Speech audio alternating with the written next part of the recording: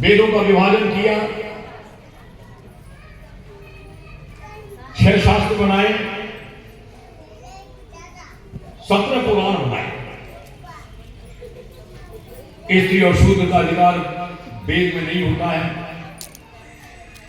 तो उनका कल्याण कैसे हो? 1 लाख श्लोक वाले महाभारत की रचना है, इसको भी 5वां वेद माना जाता है। इसके लिए कोई बंधन नहीं है, कोई भी पढ़ सकता है।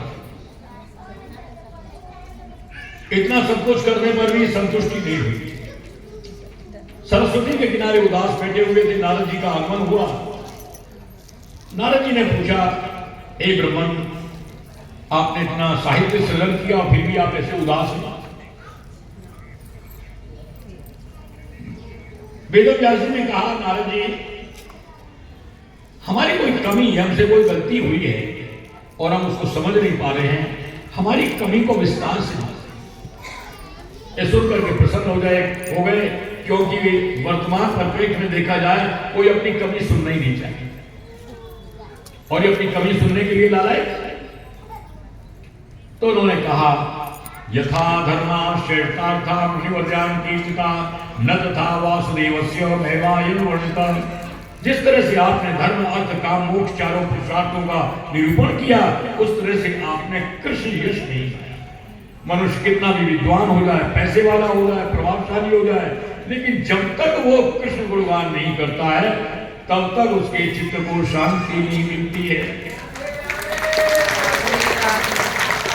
उनकी इन बातों से प्रेरित होकर के वेदव्यास जी ने श्रीमद् भागवत की रचना की। यह उनका अंतिम ग्रंथ है। इसके बाद में कोई ग्रंथ नहीं बनाया, और इससे उनको परम शांति की प्राप्ति हुई।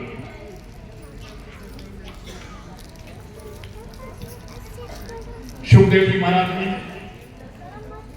उनको सिखाया, वेदव्यास जी ने, और परीक्षित को श्रृंगी का शाप था कि 7वें दिन तक तक्षक के काटने से मृत्यु हो जाएगी। वो राजपाट छोड़ के अपने राज्य को पुत्रों पर सौंप करके चले गए गंगा के किनारे।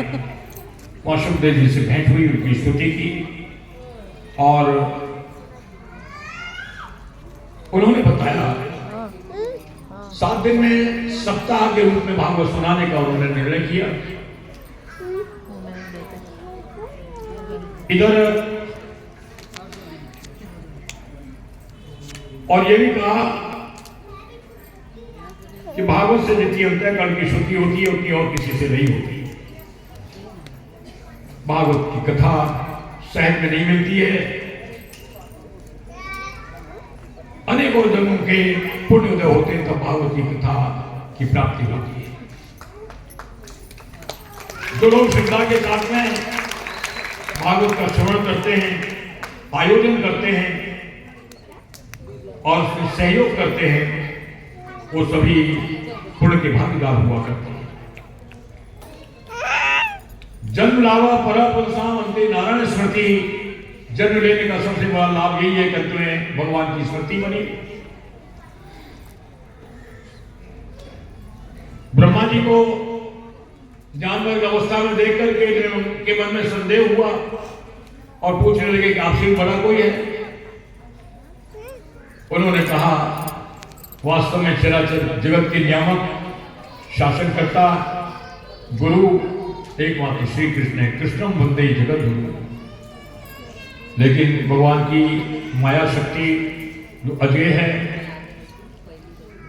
उससे मोहित होकर के लोग मेरे कोई जगत गुरु मान दिया करते हैं, जबकि हैं श्री कृष्ण। इधर कृष्ण की कथा सुनने से लाभ क्या होता है? सुनने से, कहने से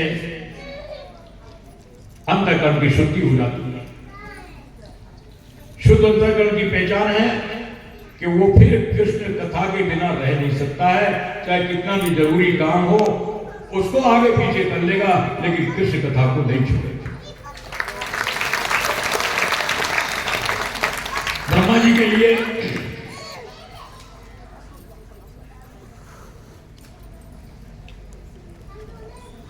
चतुर्थ श्लोकी भागवत का उपदेश किया। दूसरे स्कंद के ये 9वें अध्याय में श्लोक संख्या 32 से लेकर 35 तक है, जिसमें बताया कि सृष्टि के आदि में मैं ही था, मध्य में भी मैं हूं, अंत में भी मैं ही रहूंगा। मैं सर्वत्र हूं, सर्वदा हूं। अन्य व्यतिरिक्त दोनों पद्धतियों से मेरा ज्ञान होता है। उसका अनुष्ठान करने से ब्रह्मा जी को शक्ति मिली और उन्होंने सृष्टि की वृद्धि की।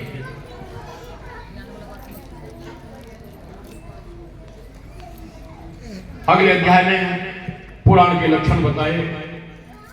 इस तरह से दूसरे अध्याय में 10 अध्याय, दूसरे स्कंद में, पहले अध्याय में 19 अध्याय थी पहले स्कंद। तीसरे स्कंद में उद्धव जी की प्रेरणा से विदुर जी मैत्रेय जी के पास जाते हैं, सृष्टि संबंधी प्रश्न किए। वराह हिरणाक्ष के द्वारा, हिरणाक्ष को वराह भगवान के द्वारा मारा गया। और इसके बाद में देवहूति कदम जी का विवाह, उनके पुत्र कपिल के द्वारा सांख्य का उपदेश। इस तरह से 33 अध्याय तीसरे स्कंद में। चौथे स्कंद में मनु जी की कन्याओं के वंश का वर्णन किया गया। सती प्रसंग, ध्रुव चरित्र, पृथु जी का चरित्र। इसके बाद में पुरंदर पुरंदरी आख्यान, प्रचीताओं की कथा। और नारद जी ने उनको बताया, यथा तरोर मूल निषेच लेना तृप्यंती तत्स्कंद भजोप शाखा। जिस तरह से किसी वृक्ष की जड़ में पानी लगा दिया जाए तो सारा वृक्ष हरा भरा बना रहता है, इसी तरह से सभी देवताओं के मूल भगवान श्री कृष्ण हैं। उनकी आराधना करने से सभी देवी देवता संतुष्ट हो जाया करते हैं। 31 अध्याय ये चौथे स्कंद में। 5वें स्कंद में महाराज प्रीवृत के वंश में ऋषभ देव जी हुए और उनके पुत्र भरत जी हुए, जिनके नाम से ये भारतवर्ष पड़ा नाम। अजनाब खंड था पहले। फिर इसके बाद में ये भौगोलिक वर्णन, खगोलीय वर्णन और अंत में नरकों की कथा। जो लोग पूरे कर्म करते हैं उनको नार की यात्राएं भोगनी पड़ती हैं। 26 अध्याय 5वें स्कंद में। 6वें स्कंद में अजामिल का चरित्र, नाम की महिमा। संतों के कहने से अजामिल ने अपने बेटे का नाम नारायण रख लिया और उस नारायण नाम के सारे यमराज के यमदूतों के बंधन से छूट गए और अंत में भगवान को प्राप्त हुआ। शिक्षा की बात है कि हम सब लोगों को भी अपने बच्चों के नाम भगवान के नाम पर रखें, ये गरिमा की बात है। लेकिन प्राय देखा जाता है पप्पी, पिंटू, गल्लू, ये जो कुत्ते बिल्ली के नाम होते हैं, ऐसे नाम रखने में हम गौरव की अनुभूति करते हैं। कृष्ण, माधव, दामोदर आदि आदि नाम रखने में कहते हैं ये तो बुढ़िया पता के नाम है। इधर नारायण कवच का वर्णन और वृत्रासुर का चरित्र, पुंसवन व्रत की कथा, ये सब प्रसंग 6वें स्कंद में है 19 अध्याय में।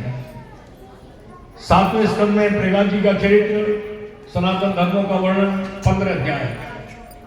8वां स्कंद ये मनवंतर स्कंद के नाम से कहा जाता है।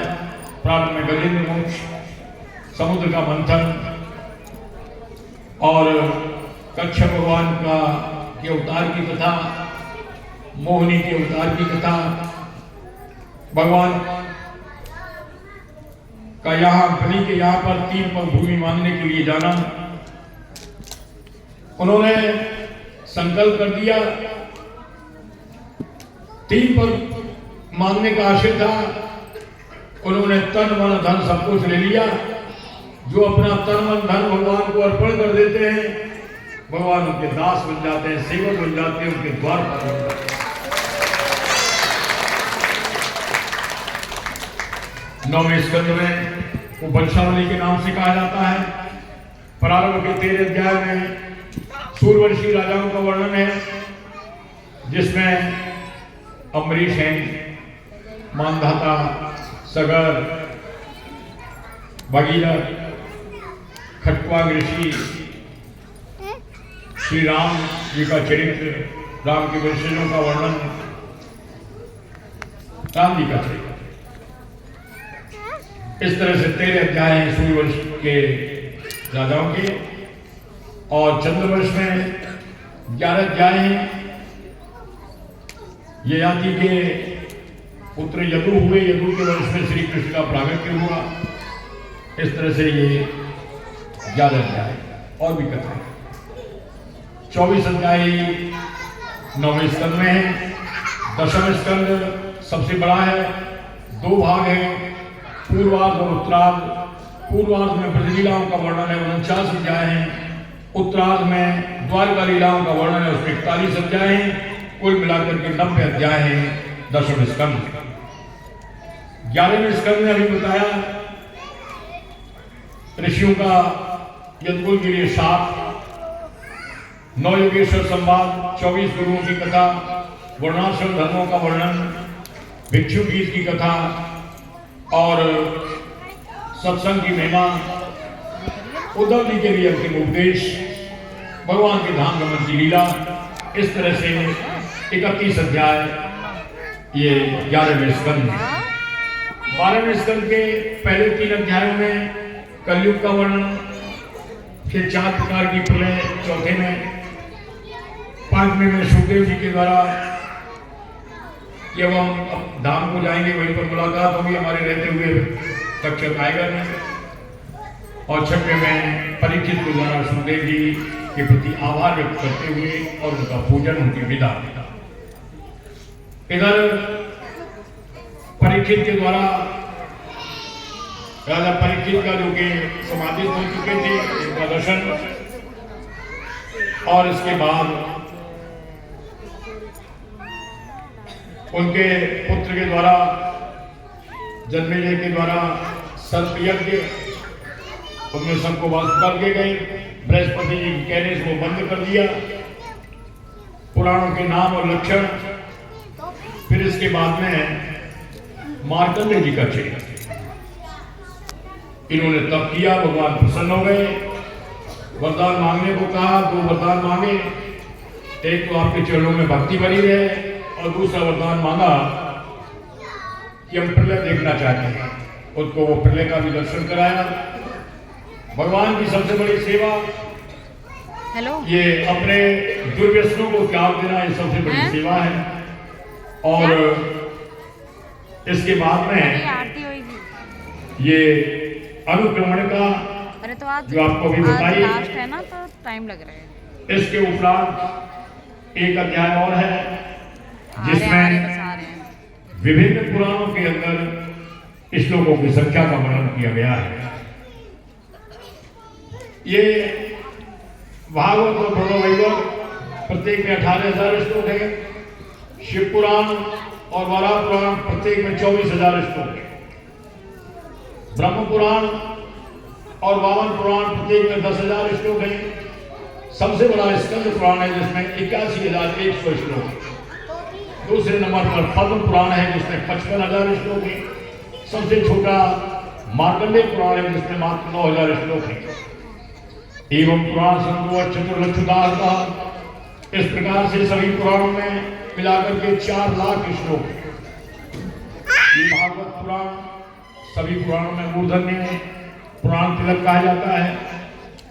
जैसे नदियों में गंगा जी श्रेष्ठ हैं, नक्षत्रों में चंद्रमा श्रेष्ठ हैं, इसलिए भागवत इसी तरह से सब पुराणों में श्रेष्ठ है। अंत में नाम संकीर्तनम यस्य सर्व पाप प्रणाशनम प्रणाम दुख शमनस्तम नमामि हरि परम। नाम संकीर्तन जो समस्त पापों को नष्ट करने वाला है, उन नाम भगवान को प्रणाम करते हुए जिससे दुखों का शमन होता है, भागवत की तीसरी करते हैं। बोलो श्रीमद् भागवत वेद व्यास जी महाराज की, सुखदेव जी महाराज की, बाबा महाराज की, माता जी गौशाला।